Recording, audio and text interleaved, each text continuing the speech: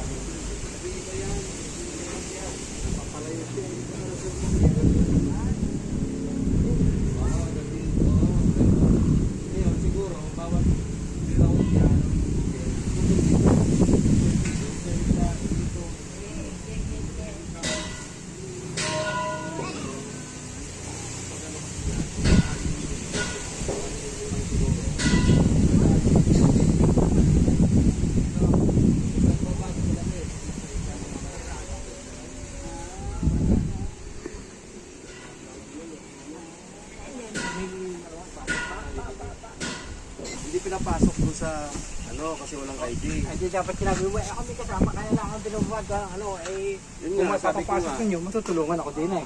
hiningaan nga ng ID.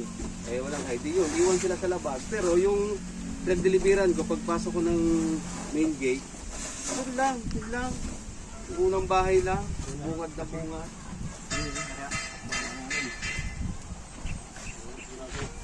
Ayun, tinulungan niya ako Nadala sa swimming pool, nadala. Oo, buti may karitela. Itinapat yung karitela. Pinurusa ko talagang may sampa dun sa ano. Sabi ko, okay lang mabasag yung paso. Kasi babasagan naman. Hindi naman nabasag. Hindi mo mapapasok, pati iba yun eh. Oo. Yun, linagay ko sa dalawang ano, may sa gilid ng swimming pool, may malaking upuan doon. Parang gawa na ganyan. Doon ko nilagay sa magkabilaan. Tapos yung paso na paglalagyan, ang laki, nakaabang na. Natin na ako malapit sa oo, talaga. Ano talaga, nakaabang na yung paso doon talaga ilalagay. Hindi nakasenteng ko pala doon. Oo, sabi. Ganda sa kagayo.